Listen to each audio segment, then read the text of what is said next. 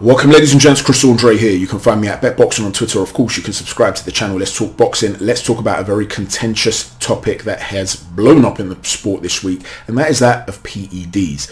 We want to talk about their prevalence. How common are they? Of any given weight category, if you look at the top 20 fighters, how many do you think are likely to be using performance-enhancing drugs? Is it a rare thing? What if it's most fighters though? Then do you start to look at things differently, or does it not matter at all? A lot of fighters feel as though performance-enhancing drugs should actually be legalized because they're so commonly used that it would actually level the playing field. We're going to explore these issues and discuss them. I'll tell you straight off the bat, personally, I am not for the legalization of performance-enhancing drugs, and I will go into detail why in this video, but you know here, we always act like the defense and the prosecution. We are more than capable of critically analyzing the merits of any given argument, whether they are for our arguments or against our arguments. Even my own argument, I will tell you where it is weak and where it is undermined. I want you guys to be the jury. But please try and listen carefully to all the topics that we cover and how we cover them. Because you get a lot of people sometimes when you're discussing these contentious issues, they want to jump down your throat. They haven't even really properly listened to what you had to say. I also want to discuss this controversial character that has been catapulted into the limelight. That's Dr. Usman Sajjad. Is it fair that he's been treated the way he has? Maybe, maybe not. He's made some very interesting statements, and we'll analyze those statements as well. I also want to talk about, and in fact we'll start off with this topic, the concept of personal relationships and why a narrative can be so divergent, so different between somebody like Jarrell Miller failing a drugs test, for instance, when it's a pundit that doesn't know him. You know, Tony Bellew gets accused of this a lot, for instance. He will be very, very critical of the likes of Jarrell Miller, but he'll be a lot softer of his criticism of the likes of Billy Joe Saunders, for example. A lot of people see that as just blatant hypocrisy, a guy who is a company man who couldn't care less and is virtue signaling. Is that really the case? Or is there something more to it? Is it something to do with personal relationships, the development of emotional attachments, and in general the human psyche? We'll start off with that particular topic. Would it surprise you to know Chris Eubank Snr came out and told Spencer Fearon, who appeared on various platforms including Boxing Social, where he gave a terrific interview, and he said that he believes that Conor Benn is a righteous young man, and he doesn't believe that Conor would knowingly take a performance-enhancing drug, but that there are some very shady people in the sport of boxing. The insinuation here seems to be that someone may have given Conor Benn a substance, while perhaps giving them nutritional guidance, that he does not realize is not a clean substance. Now, Fearon himself doesn't outwardly point the finger to this person, but he raises his name and he's basically putting him in the spotlight without making an outright accusation. And that's this particular doctor called Usman Sajjad, who has links with a whole host of boxers: Conor Benn, Tyson Fury, Anthony Fowler. And Spencer Fearon basically says there are so many people that are just, you know, where do they come from, and suddenly they're just everywhere in boxing. And he's been working with Conor Benn, he says, and that he knows Sajjad, or he's met him, doesn't know him personally, but he's met him. And he said that he used to work for Adam Booth. And Adam Booth, of course, used to train Chris Eubank Jr. And he said that he was injecting Eubank Jr.'s knuckle one time prior to a fight due to inflammation. Now, it's unclear whether they were allowed to do this or not. But Chris Eubank Sr. jumped in and instantly said, stop this, don't put anything inside your body.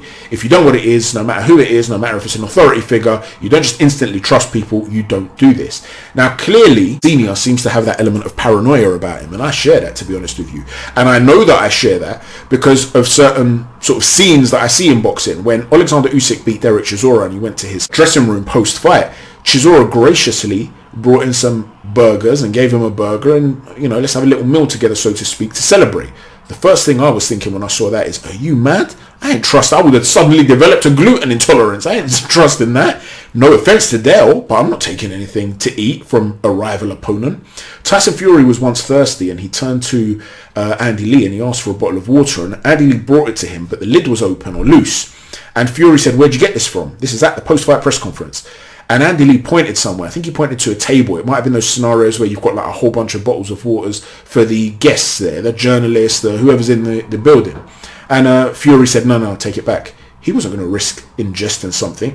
Imagine there was something in that water. Imagine someone had spiked that water knowing that Fury might have a drink. He has a drink. He pops positive. He comes and tells the world, I never took anything. No one's going to believe him. So you're going to have to end up being ultra paranoid. That's my mentality. But isn't it interesting how this guy who was clearly paranoid in senior exonerated Conor Benn?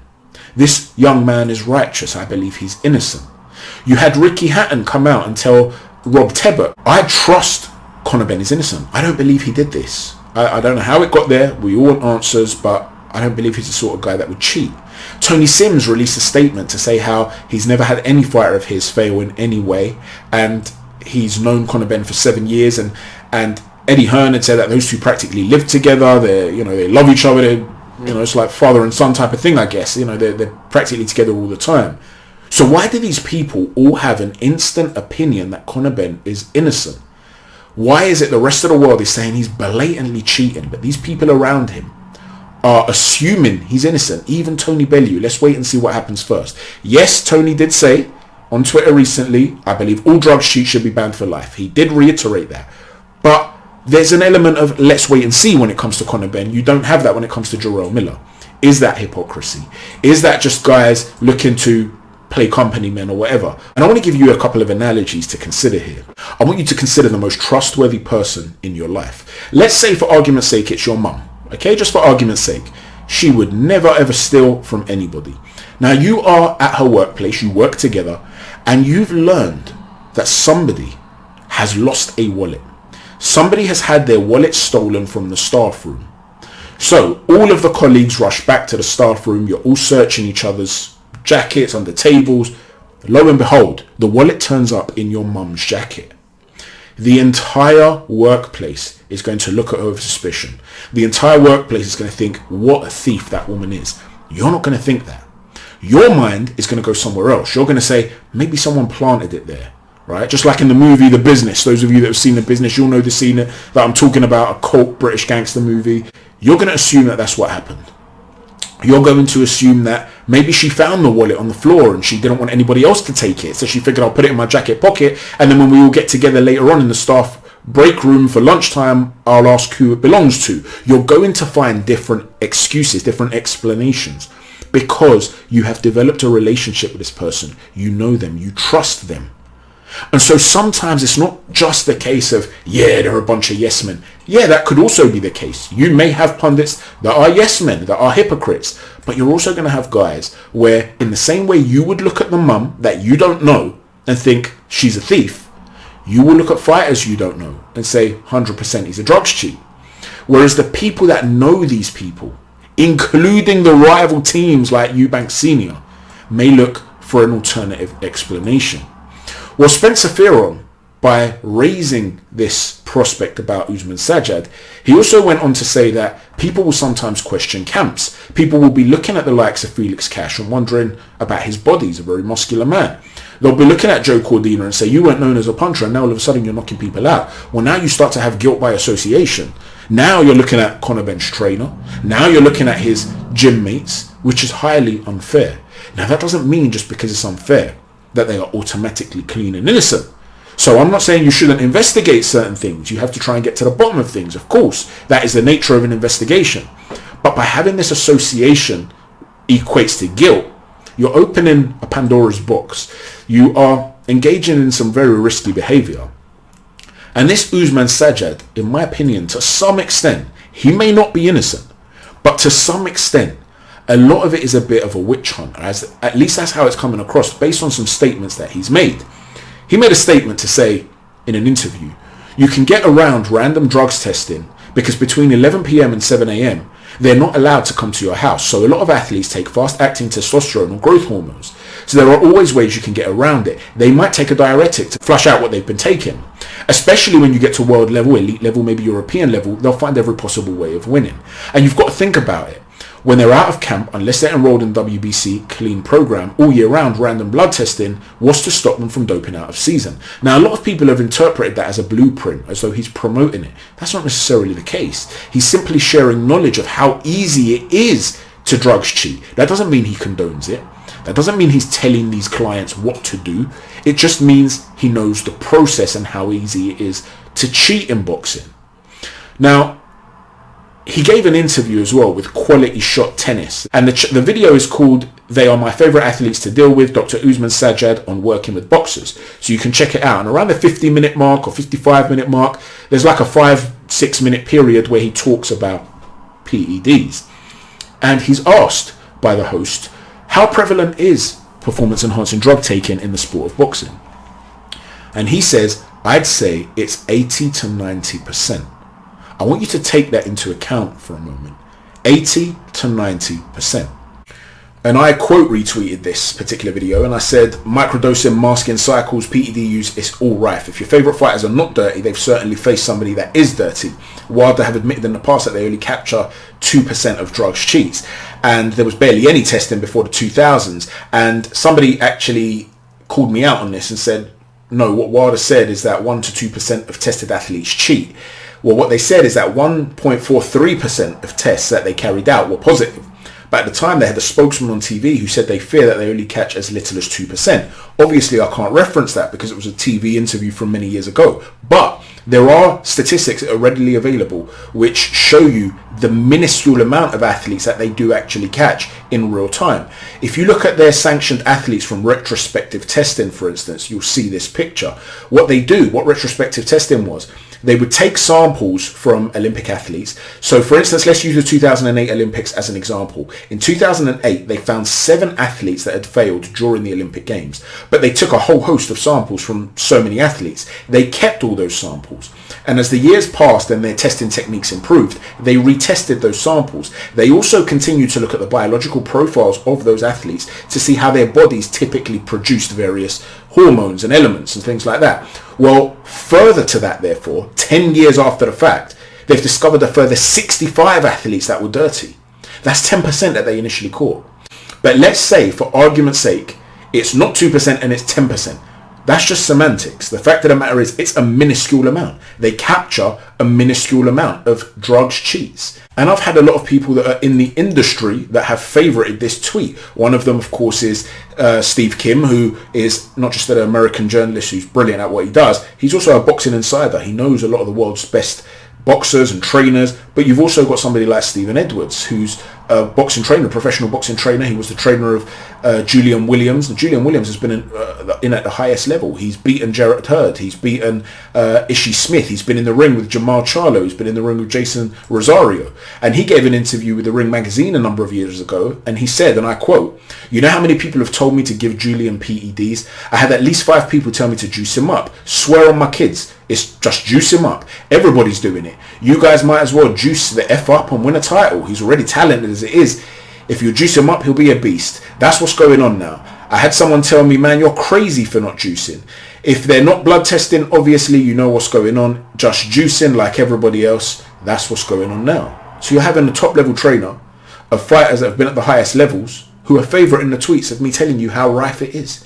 And if Dr. Usman Sajjad is right, and 80 to 90% of fighters are using performance enhancing drugs at the highest level, well, let's just consider this for a minute. Let's say it is 90%. That means of every weight category, the top 20, 18 of them are using performance enhancing drugs. That's how prevalent they are. That would mean that the vast majority of boxing fights you have ever seen would have involved guys that have used or are using performance enhancing drugs. Let that sink in for a minute. Now, what that also tells you is that, as terrible as this is, because you artificially increase someone's arsenal, physical arsenal, which logically makes it more dangerous, the reality is that performance enhancing drugs aren't going to turn you into Ivan Drago.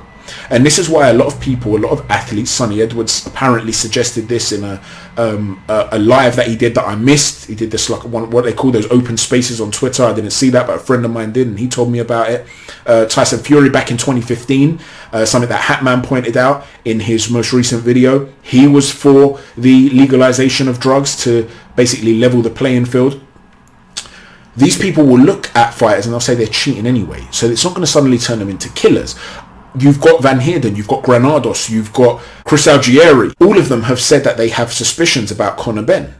Well, think about that. That would mean, if it's true, which is what a lot of people are saying on Twitter, that he went away for a period of time, he came back, he was this beast all of a sudden. Well, that would mean you've already seen Conor Benn taking performance-enhancing drugs.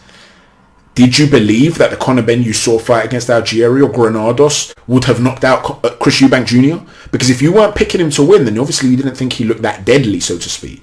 Now, that's not to say it doesn't matter, let it go ahead. But I'm just trying to explain to you, one of the reasons that a lot of people say let it happen is because people are doing it anyway. And so you might as well let everybody do it so that it's fair. This is how they observe it. I don't want to see that. The reason I don't want to see it is because, number one, you are, even, whatever percentage it might be, you are increasing the arsenal of somebody's capabilities, which is more likely to result in some sort of tragic event. Additionally to that, even though it's very unlikely, it doesn't turn you into Superman. Larry Olabamiwo was juiced up on everything you can imagine and he got stopped by McDermott, right? But it does increase those chances. You're also going to create a situation perhaps whereby you have pharmaceutical companies who will be creating designer drugs for each individual athlete. If I can find a medication that increases my stamina by 15% and you have one that is increased by 25%, you've got an advantage. And sport should be about the individual athlete. What can that human being overcome? Not like Formula One where, the car is the main factor here. What we're going to do now, we're going to have one pharmaceutical company have an exclusivity contract with Tyson Fury and another one with Anthony Joshua, and we'll start to discuss who's got the better performance enhancing drug. That's not what boxing's about. So that's not what I want to see, okay? But the fact of the matter is, some people feel as though that because it's so prevalent, that would be the way forward. And regarding Dr. Usman Sajjad, by the way, just to rewind back to what we were talking about before regarding personal relationships, both Tyson Fury and Anthony Fowler have come out to bat for him. And they've said, listen, this guy's a very honest guy. He's never insinuated anything to us about trying performance-enhancing drugs. He's just a regular GP. He's got a private clinic. And we go to him and blah, blah, blah, but he's a trustworthy guy. There's no problems there. Anthony Fowler's gone one further. He's actually doubled down and said, I personally believe Conor Benn has been juicing for a long time, way before he even met this doctor. He met him in August or whatever, allegedly. So, again, are they trusting of this guy because they have developed a relationship with him? That doesn't make him innocent, but it's providing evidence. They are giving you their first-hand account of their experiences with him. There are cynics online as well that I've seen that are saying, well, yeah, you guys are probably dirty too, and you're trying to deflect the attention away. But, Anthony Fowler's never failed a drugs test as far as I'm aware. So, you have to be very careful with this guilt by association just because somebody's come out to bat for someone. But isn't that interesting? They felt that closeness and that thing to come out. Had they heard of another doctor or another fighter from abroad, they might have taken a different approach. So again, it's to do with those personal relationships. And this is why, by the way, I've always been against this idea of having former professional fighters as judges. Whenever we get terrible scorecards, we always hear, well, a lot of the times it's because these judges have never been in the ring and they don't understand it. We should get guys that used to fight. They'll know what they're talking about. They'll know how to score a fight. No, because a lot of those former fighters who are now retired have personal relationships with specific gyms or trainers or fighters, former promoters. There's too much contact. The degrees of separation are too small. That's just a little side note there, but the point is you have these relationships that develop, and it doesn't necessarily mean that because someone's coming to bat for someone that it's malicious. It can just be out of a place of love, so to speak, generated by that trust. Finally, I just want to finish by saying this. One of my subscribers turned me onto a YouTube channel called More Plates and More Dates. It is a bodybuilding channel, and the host is au fait with performance enhancing drugs, and he mentions a lot of the stuff that I mentioned in my own video regarding that drug and how it works, but he goes in deeper. And one of the things he explains is that if you're going to use it as a performance enhancing drug to beat the testers, is a terrible choice, and you have to be an idiot, because there is a 4-month detectable period for it. It's just not something you would take. So he actually says, observing the evidence at a superficial level, he thinks the most likely outcomes are one of two things. Either Conor Benn tried to go down the route of getting a designer drug and the laboratory he used did a terrible job, and they used Clomid instead of creating a new substance which would have been unknown to testers, so he could be one step ahead of them. Or he's genuinely innocent and he just happened to take something which was contaminated. He says that contamination is actually very common and it's not difficult to be in that sort of situation. So a lot of it depends on the sort of trace levels and things like that. And he says, look, I'd have to see a lot more detail than what they've put out publicly, which is why we all need to see the B sample, by the way. But the point is, it doesn't make sense for Conor Benn to have knowingly taken Clomid alone. His argument is he would have gone straight to testosterone rather than risk something that would have been detectable for such a long period of time. Now, one thing I will say to move on from that, regardless of where you stand on that, let's say you do go down the route of lifetime bans, which a lot of people have been calling for. Think about the long-term ramifications. I understand your motivations for saying that. These people are potentially putting lives at risk, but think about how many fighters would have left the sport permanently. Roy Jones Jr., Canelo Alvarez, Floyd Mayweather, although he didn't fail. Go back and watch my video on Clomid and you'll see the accusations that Bob Arum made regarding the testosterone levels of Floyd Mayweather. They would have counted in the eyes of many as adverse findings. You've got the likes of Conor Benn. You've got the likes of Tyson Fury. Imagine the sport without these guys. Imagine them leaving permanently, forever. Lifetime bans. What do you think is going to happen? MMA, the UFC for instance, will turn around and say to them, right, you've served your time, you've been banned for a couple of years, train, some grappling, do a bit of this, do a bit of that, come over to us. All of a sudden they start to absorb the superstars, and MMA in that regard would definitely take over. Many people might say, doesn't matter, at least you've got your integrity, you continue to stick with boxing. How realistic is that? You would see the death of boxing, would you not? Let me know what your opinions are on all the things we've spoken about. I've tried to give you a defense and prosecution's perspective on everything, and I want you guys to be the jury. Please don't forget to hit a stiff jab on the like button, a right cross on the subscribe button, and an uppercut on the notifications button. Thanks for watching, everyone. Chat to you soon. Take care. God bless.